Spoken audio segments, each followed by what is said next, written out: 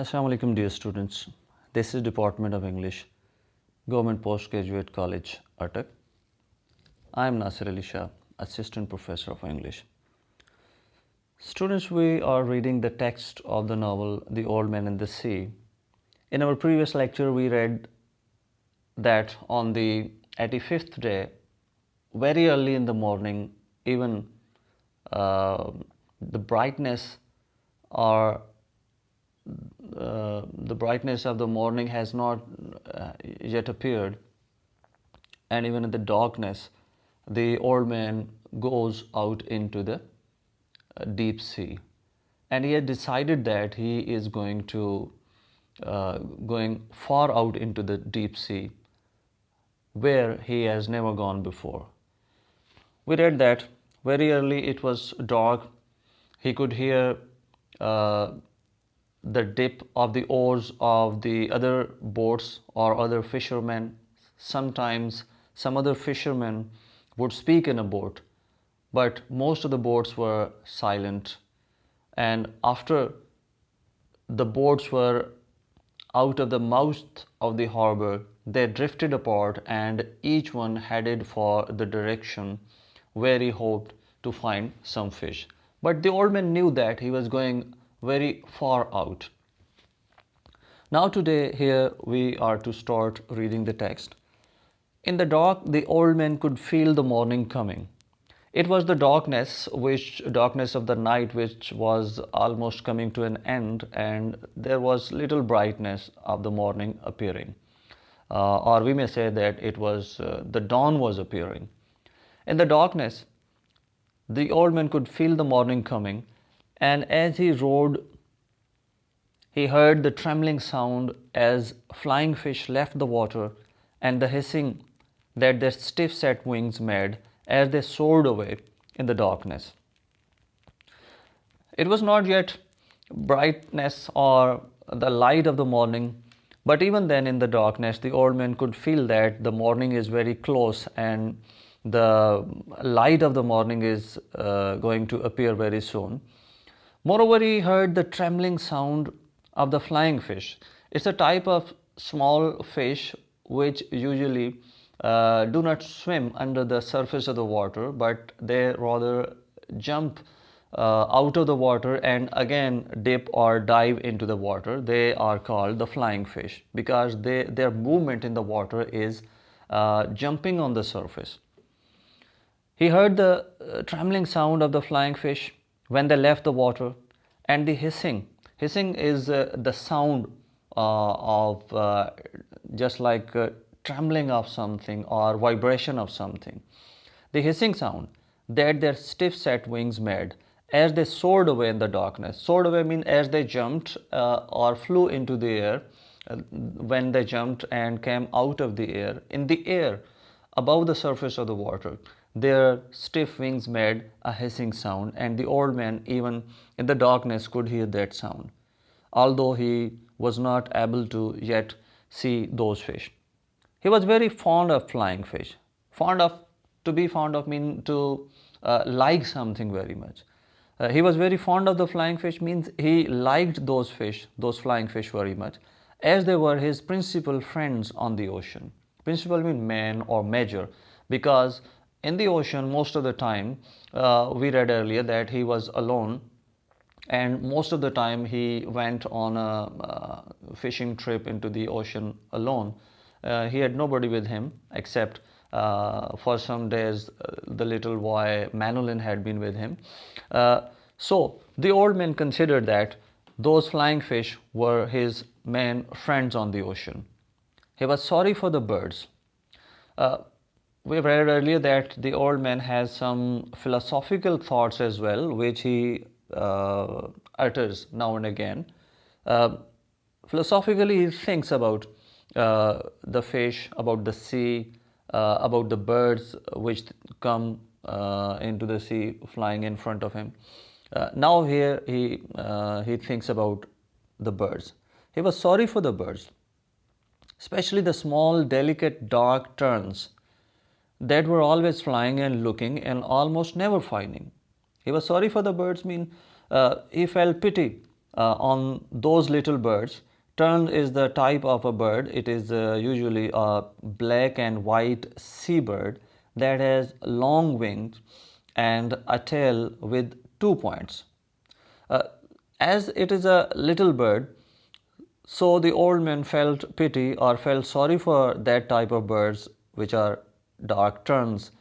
They were always flying and they were looking means they were in search of some little fish to eat and almost never finding. And most of the time they could not find any fish, or if they found any fish, they weren't able to catch those fish. And he thought, and the old man thought about those birds. The birds have a harder life than we do, except for the robber birds and the heavy, strong ones. Here are the philosophical thoughts, and these words basically express the old man's a little pessimism. As we have read earlier, and into the next pages of the novel, we could see and read, and we find the old man's personality as a very optimistic one. He's a very courageous, optimistic, and hopeful person with a strong willpower. But in these words about the birds, he compares his own life with those of the birds, and he thinks that the man's life, especially he's thinking about a fisherman's life. We should keep in mind the old man's recent past, because about almost about 3 months, to be exactly, for 84 days, he had been unsuccessful in catching any fish. So he thinks that his life is a very hard life, which is full of difficulties. About his poverty, we have read earlier. He has no companions, no friends, no relatives, even no wife and no children. And his house is also a picture of poverty, which we read in the earlier pages. So he thinks that a fisherman's life, rather he is thinking about his own life, is very hard. But here he compares and says that the birds have a harder life than we do. It means that he feels pity about those small, delicate birds, and he thinks that the life of those small birds is even more difficult or even harder than our own life, except for the robber birds and heavy, strong ones, except which are the big and heavy robber birds. And robber birds mean birds of prey, which are very heavy, very strong, and they prey other birds and other fish or other things in the sea as well. Why did they make birds so delicate and fine as those sea swallows when the ocean when the ocean can be so cruel? Here again he thinks that why did they make birds so delicate? Why did they make? They means he is thinking about nature, and he is questioning and wondering about why has nature made the birds so delicate and so fine. And because when the ocean can be so cruel means when there is a storm in the ocean and the ocean swallows them, because they are very delicate birds, they are very small birds, they cannot soar away or fly away higher, or they cannot catch more fish for their eating. She is kind and very beautiful. Here is another thought of the old man. He thinks about the ocean as a woman, or as a feminine.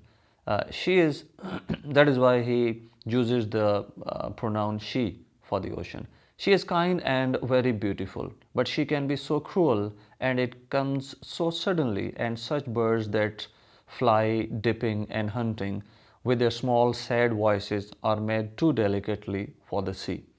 Now the old man thinks that the ocean or the sea is very kind and benevolent, and it is very beautiful, but sometimes it can be so cruel that it comes so suddenly. It comes so suddenly means the sudden storms arise in the sea, and those delicate little birds who are dipping into the water and hunting to eat something, they are too delicate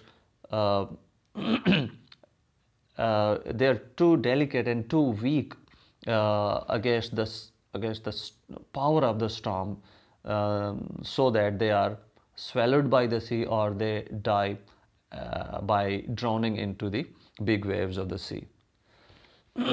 He always thought of the sea as la mar. La mar is the word in a Spanish language, which is used for a lady or for a woman, or we may say that he thought about the sea in feminine terms. He always thought about the sea as la mar, which is what people call her in Spanish when they love her.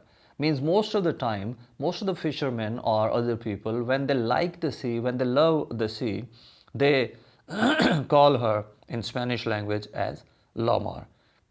Sometimes those who love her say bad things of her. Sometimes some people, those who love and like the sea, they also utter or they say some bad things for the sea, but they are always said as though she were a woman. Means other people refer to the sea and say bad things about the sea as if they are addressing to a woman with those bad words. Some of the younger fishermen those who used buoys as floats for their lines and had motorboats, but when the shark's livers had brought much money, spoke of her as Elmore, which is masculine. Moreover, the old man thinks that some of the younger fishermen who are very young and who use buoys as floats. Buoys mean an anchored float to guide a ship. It is something which keeps on floating on the surface of the water. Used as float mean pieces of cork or something else, which is used for keeping a fishing line from sinking and serve as indicators if the fish is trapped in the hook. So those young boys, young fishermen in their boats or with their boats, they used buoys as floats for their line and had motorboats. It means that they were quite well-to-do or well-off. Bought means those motorboats were bought when the shark livers had brought much money. Means after selling the sharks and the shark livers, they got much money. They had the money, so they bought the motorboats. And those fishermen spoke of her as Elmar instead of Lamar, which the old man thinks that the sea is a feminine, or he addresses to the sea just like a woman. Some younger fishermen talk about or address to the sea as Elmar. In Spanish language, it is masculine. They spoke of her as a contestant or a place or even an enemy. Contestant means competitor or an opponent with whom one is competing for something. They spoke of the sea as a contestant, mean as an enemy or as an opponent or a place or even an enemy. But the old man always thought of her feminine and as something that gave or withheld great favors. But the old man always thought of the sea as feminine. I mean, he always thought and addressed to the sea in feminine terms, and as something that gave or withheld great favor. Great favors means great things or important things. Here, for the fishermen, great favors are big fish which they hunt. So the old man thought that the sea is just like a woman who sometimes gave great favors and sometimes it withheld. Withheld is the second form of withhold. Withhold means to stop something. Means sometimes that sea doesn't give great favor and sometimes it gives. As we have read earlier that the old man had been unsuccessful in catching any fish for 84 days. So he thinks that it is just like a woman who sometimes gives blessings and great favors and great things or big fish to a fisherman, and sometimes it withholds or stops those great favors. But the old man always thought of her as feminine and as something that gave or withheld great favors. And if she did wild or wicked things, means if there is a storm in the ocean, it was because she could not help them. Why did the sea ever have storms in it, or did wild or wicked or bad things to the people or to the fishermen? The old man thinks that it could not be helped, means it could not avoid those things, means these are natural happenings, and that being in the control or power of nature, the sea cannot avoid having a storm in it. The moon affects her as it does a woman, he thought. Moreover, the old man here compares more strongly with another example. He compares the sea with the woman, and he thinks that the moon also affects. It is a scientific fact that the moon affects the sea, means when there is a night of full moonlight, there are big waves rising in the sea due to the attraction of the moon. But the old man thinks that the moon affects the ocean as it affects the woman. Now, it is his own philosophy. He thinks that any woman is generally affected or gets impressed or becomes emotional in the moonlit night. Students, this is enough for today's lecture. We shall continue reading the text in our next lecture. Till then, it is goodbye and